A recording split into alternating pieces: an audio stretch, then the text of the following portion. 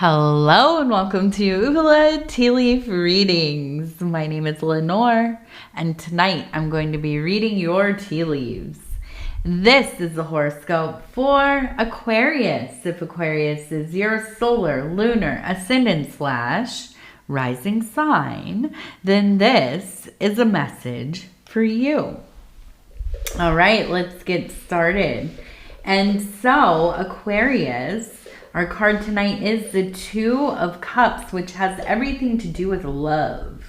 Now, this probably won't be a love reading. I know a lot of you are like, dude, I don't want a love reading. But it will involve love, right? It doesn't have to be romantic. It could be any kind of love. Maybe, just how much you love a certain TV show. Or maybe like myself, you're having, a little bit of a love affair with, well, I've been really into blackberry jam lately. So it can be any kind of love, really.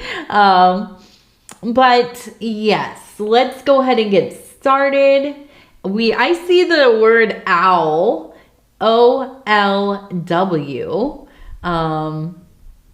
immediately. And I was like thinking, is that how you spell owl? It seems weird. But yeah, so the owl is such an interesting archetype or symbol, right? Totem even. The watcher, the wise one, a nightside creature. So the owl is a lot more... Well, listen, we think of like an eagle, a hawk, a falcon even. Predators, vicious, right? They have such a keen eye. They really do sum up that sword energy, right? But you would think of these ones as being very much of like a solar persuasion, because they're in the day side animals. Now we have the owl, who is also very much a sword energy, right? And why do I say that? Because the sword has to do with air, and air has to do with logic, thinking, intellect, creativity, all of this stuff, right? The owl is the night side, beneath the moon, right? So this leads me to believe that this is a very creative energy. The night is full of illusion. All of those shadows, all of those unseen things, you can hear them out there moving around in the bushes, and your mind is like, oh my gosh, what is that? Oh, it sounds huge. And I have to tell you, the other day, this reminds me, by the way, the other day I went out to clean one of our security cameras on the house because the night vision was it had a spider web near it or on it or in front of it or whatever. So I went out there and I thought, it's like 9 at night. It's pitch black. I live in the middle of nowhere, so there's not any... light pollution outside. And I go out there and I think, okay, well, the ambient light from in the house, that'll be enough. And it's really dark. And I walk out there and I'm walking towards this camera and I hear something stirring in the leaves. There's a lot of leaves on the ground right now. And they're crunchy leaves because it's so dry here. And I start to hear the thing turn. It's like it was sitting or laying down or something. And I can hear it turning and standing up. And then it started moving towards me. And I was like, ah! And I didn't know. I had no idea what it is. I'm like, it could be a freaking mountain lion. It could be a coyote. It could be a wolf. I mean, we have wolves here. I started backing up.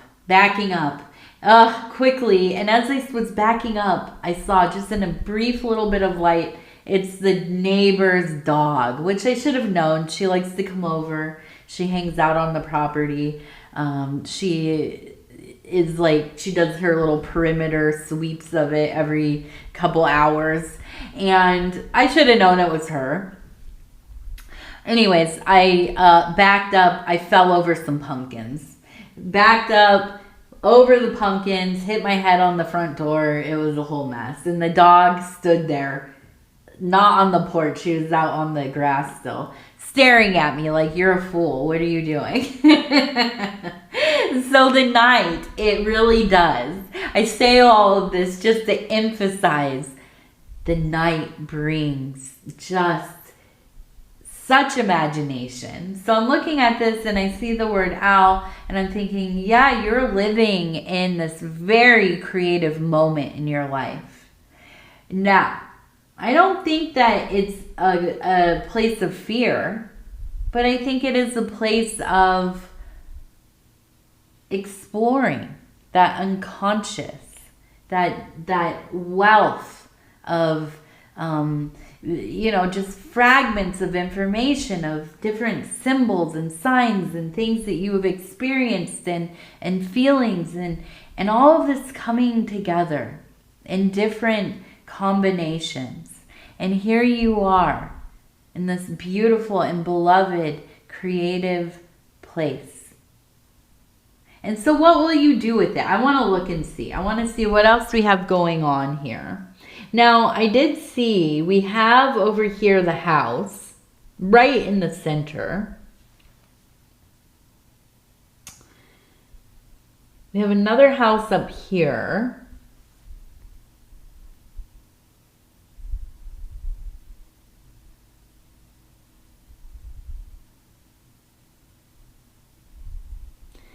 Maybe some houses, or a house down here. We have two people.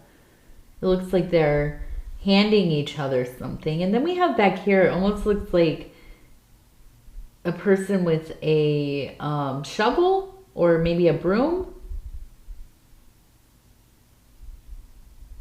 Now, I see over here by the original house here, which I imagine is yours because it's right in the center. But I see a person leaving. Their hand is up like they're almost waving or calling out to somebody. And I believe that this really kind of indicates that there's going to be a lot of visitation. Maybe traveling for holidays, or maybe it's like a vacation, or you're just visiting family. Maybe it's for business and you're going to be close to people you know. But I see you traveling around, going to different houses. Now, I'm saying this and I'm like, oh, are they going trick-or-treating? It's Halloween in a couple days here. But I don't think so. I think this is more to do with going and visiting people that you are probably related to. They might be good friends. But I kind of almost wonder if there's like a common goal here. I kind of almost wonder if there's like something like a wedding or an anniversary party or some kind of happy event. And I feel like maybe this isn't like your wedding, but maybe you're like the bride of honor, or no, bride of honor, bridesmaid or groom's, what are they called? Best man?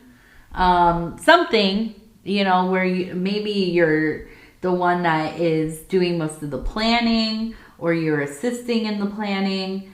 But it's something where I feel like you have to kind of go around and you're dealing with different people who are all involved as well.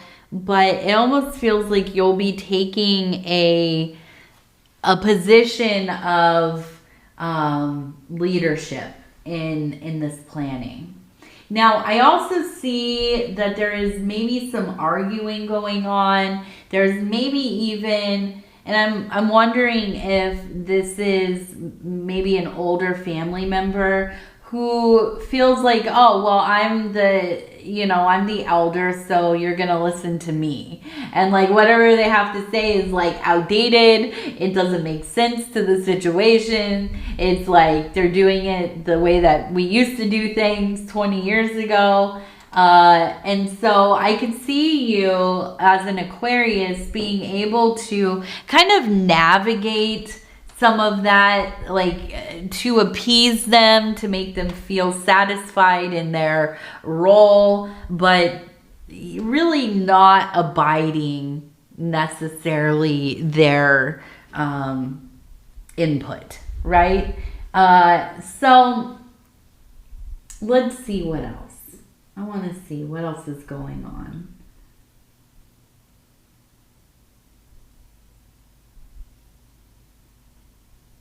So it does feel like we have a visitation of Saturn, a Saturn return. Now, this might be your Saturn return, which usually happens around your late 20s into your early 30s, and then again around your late 50s into your early 60s. I don't know about you, but my first Saturn return was brutal. It was most necessary, but it was the hardest part of my whole life. It led to the best part of my life, but it was treacherous. So if you know anything about Saturn returns or you've been through one, then you will know it's no little thing. But I do feel like, and here's why, we have a person riding on a bird, which, and I have to see the actual name here. I'm always bad with remembering names. Which is, yeah, the god Shani, which is, who is related to Saturn, okay? And so he rides on a bird. Now, I've usually seen the bird as being a blackbird, but I suppose it can be depicted as, I'm seeing here anyways, a kind of yellow golden bird. But ultimately, usually it's the blackbird. And so Saturn gets a bad rap, right? I don't know. If you know my channel at all, if you know who I am at all, if you've ever seen pictures of me, I always have like something Saturn going on. Kind of a devotee of Saturn. But Saturn can feel... it's related, as far as the attributes go, related to depression, anxiety, melancholy, okay? In the alchemical paradigm, we think of it as, now, there's something called the prima materia. So if you could think of your existence, your physical life, your psyche, your emotions, your personality, everything. It's all made of this prima materia, right? This is the stuff that we use to kind of build an existence, you know, seen and unseen, exterior and interior. Okay, so Saturn is the first process in alchemy, and Saturn represents the lead that is in the prima materia, the heavy metals.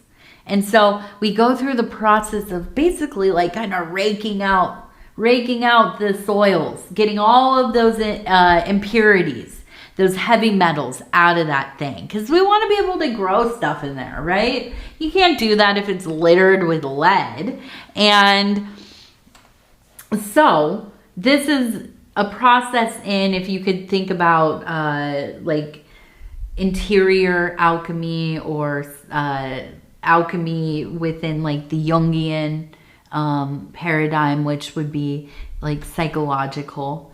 And this is where we're like beginning our process of individuation. We're working through some of the hangups we have, our blockages, the things that happened when we were kids, the traumas of our life, you know, the things that are difficult, the shadow work, okay? And so Saturn really does represent this heaviness, but it is the most important part of the processes, and it is foundational as well. So the better and deeper and more involved we get, the better off our soils are. Okay, so you could think about that in life, right? You might know somebody who's been through it. They've, think about two people, two siblings, okay? They've been through it. They grew up in a household that was maybe abusive, neglectful. Maybe they didn't have enough, or they had too much, or, whatever it was. And they grew up to be people that maybe had some troubles. Maybe they had some legal issues, addiction, or, whatever. And maybe one of them decides, well, I'm going to start, going to therapy. I'm going to start this process of development. Maybe I'm going to find my faith. Maybe I'll try some different spiritual paths or religious paths, or whatever. I'm going to create and work on myself. And the other person just kind of lives their life, right? And now this is not how it will go with everybody, of course. I'm just using an example. So the person who has worked on themselves, who's really worked on that trauma, has tried to integrate and process things, you would think would probably be in a better position to build the life that they want, as opposed to somebody who's just trying to survive, right? Because they're still living on their trauma, and they're going through, just basically going through the steps, right, of things. Every day you're just waking up and going through the drudgery of it all, and never really getting anywhere with anything. And so when I see Saturn in this, I know it might not be an easy time. It might not be the thing that I'm so looking forward to that. But it is an invitation. It is a beautiful doorway into, maybe a pretty hellish landscape for a while. But as you work through these things, your life will get better. And I can say that just straight up. Pushing self down, pretending it didn't happen, avoiding it, all it does, it's like mold. It grows. It grows in those dark places. It becomes, just unstoppable. It gets into everything. And so I think it's remarkable to see that with everything else that we've talked about here. To me, it actually does make sense that you would be working on these deep things, this interior work. It maybe has been quite difficult. I mean, really, I can relate in that a couple of years ago, I did something called CBT, which is therapy for people with PTSD. And I'm diagnosed with CPTSD. So I spent just over 6 months doing this therapy. And of course, it doesn't fix you or anything. It's not like, I'm cured of PTSD or whatever. But it was the most necessary thing for me. I had to process through just one aspect of my trauma. And now, now I'm probably going to have to go back a few times to do some more CBT. But yeah, it was hard. I cried a lot. I mean, I was just, it felt at times like I was going through my trauma again. It was just so very close. And I had avoided that for over, 36 years or whatever, 37 years. And, but it unlocked something inside of me. It really did. I felt so much in my life that I just couldn't do anything. I didn't know what to do with myself. I knew I was pretty good at a lot of different stuff, but I had no idea what to do with myself. You know, I'm not the best at anything. I'm not the worst at a lot of things, but I'm not, you know, I couldn't muster myself to figure out, like, this is what I want to do. I'm really going to focus on this certain thing. Well, doing that therapy, I think, really helped me. And, you know, I won't go any further into it because I don't want to spend the whole time talking about myself. But when I see the Saturn, and this is why I consider myself a devotee to Saturn, because it's about the gradual change. It's about blood, sweat, and tears, lots of tears.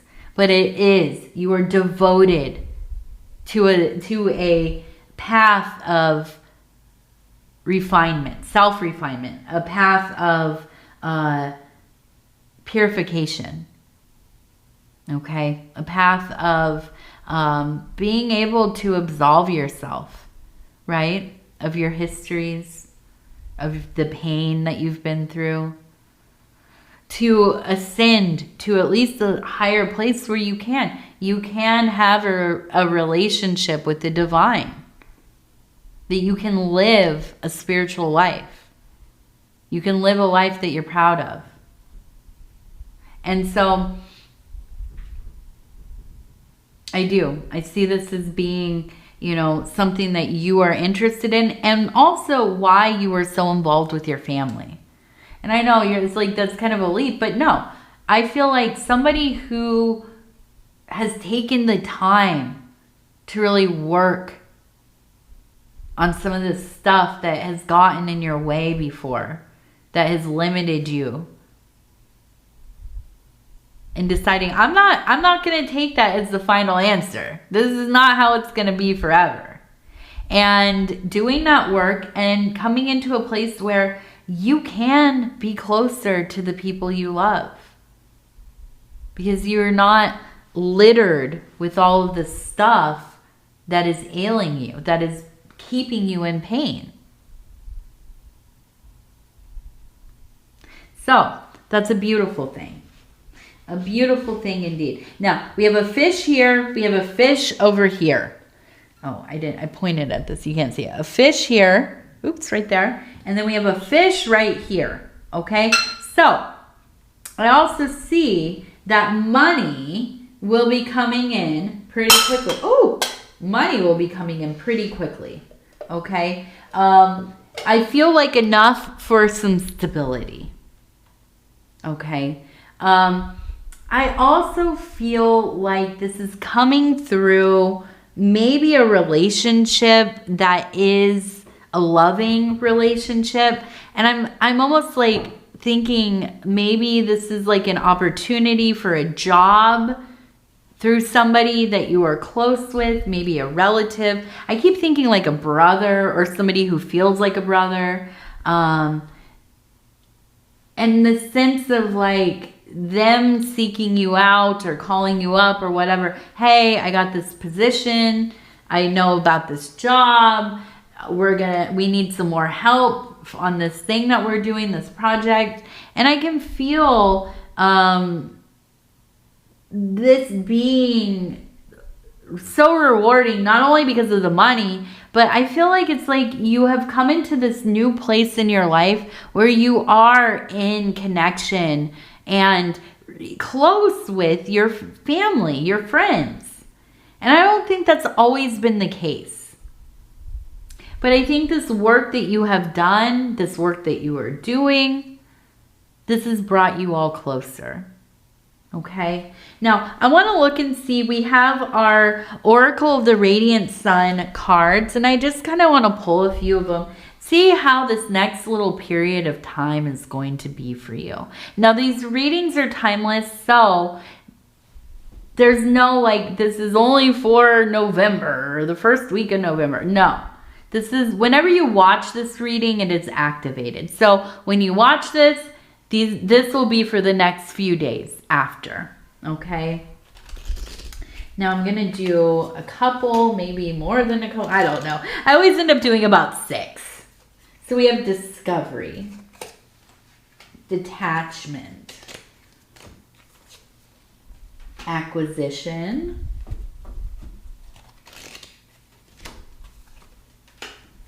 independence, restless, coral. Okay. All right. So,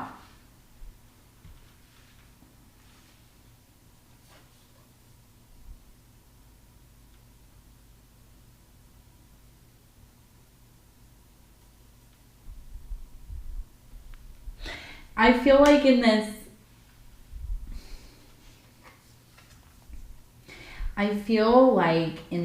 time coming up here, there is a sense of needing to work together. Now, I don't think this is about where you're going to be making money necessarily, but I do feel like this is kind of the precursor to this next work that you will be doing. I feel like you are a very independent person. We know that. You're an Aquarius. I feel like it's like you want to work with people, but you just can't. No. I feel like it's like you have this like ability to really get in there and get involved and be on the team and be a team player and all of that. But when things start to get, quarrelsome is one of them, but like it's not efficient. They're taking too much time. They're screwing around. Your partner is saying, "Oh, I'll get this done to you, done by tomorrow. I'll have it on your desk," and you're having to wait on them. And it's like, I could just do the thing, and it's hard for you to not just kind of take control and do all the stuff, right? I think that you can be kind of restless. You can get frustrated. You become detached. Okay, but I feel like the big thing here is to avoid this fight, this quarrel, you're going to have to kind of just let things happen. Allow yourself to find a little bit of patience. I know it's not easy. Listen, I'm a Virgo. I will do anything to not have to work with other people or wait for somebody else. I don't even wait. I just do the thing. I don't even care. I have no patience. For at least for stuff where it's like, I can just do this. I'm doing it. I'm not waiting. But sometimes, yeah, we have to. And, ultimately, I feel like this is a place where it's kind of like your little mini training. It's a little training to get you ready for this work that you might be doing with your family, getting you into a mode of getting used to having to, deal with other people and their opinions and their time frames and all of that. So, yeah, definitely looks like maybe a little bit of an ordeal, maybe a little bit of a lesson there. But ultimately, I think comes out just fine. It's just the arguing or the sniping or the passive aggressiveness, you got to keep that very minimal because, it feels like whatever you're going to be working on,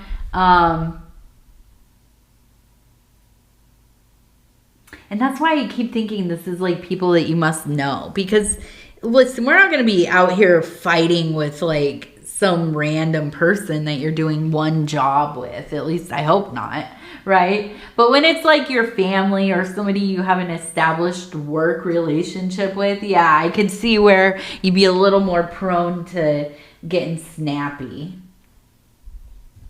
All right, let's do our lucky numbers. We have number 27, 27, 41, 64. All right. And then we're going to do the inner child oracle cards. And we'll just flip it around. And it says 41. You can do hard things. It is not impossible as it may feel. Yeah, that's what we were just talking about. I know you can. I know you can do it.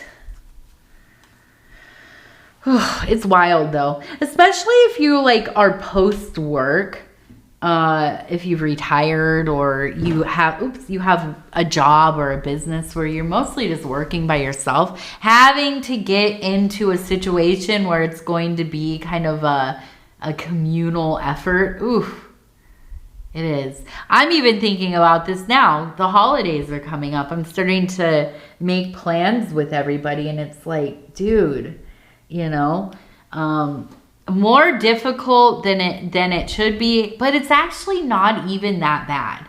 Like I've heard from other people horror stories about, family events and trying to get everybody, like on the same page about a holiday or where we're going to have it or where we're going to have or, whatever. I am very lucky. I have amazing people in my chosen family and still I find it very stressful because I'm not just doing it all by myself, which I'm used to. And so I feel like me and you Aquarius, us Virgos and you Aquariuses, we vibe on that level. We absolutely do. So anyways, I'm going to go ahead and tell you I love you because I do. And I thank you so much for spending this time with me. If you would be so kind as to like the video, it helps the channel a lot. Also, if you want to subscribe, definitely do that. It's free to subscribe. And if you want to leave a comment, I would love to hear from you. Other than that, happy Halloween. Happy all of the other holidays. I keep saying, somebody told me in the comments of another reading, it's kind of like Samhain.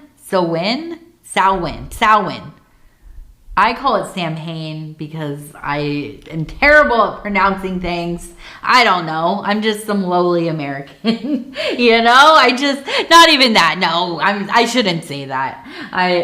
I'm just some lowly self-taught person and I don't know how to pronounce. That's how you know when you meet somebody and they pronounce a lot of words kind of wrong. That's somebody who they haven't been to like school necessarily. They've been reading books by themselves and they've never heard another person say the word out loud. And that's usually me.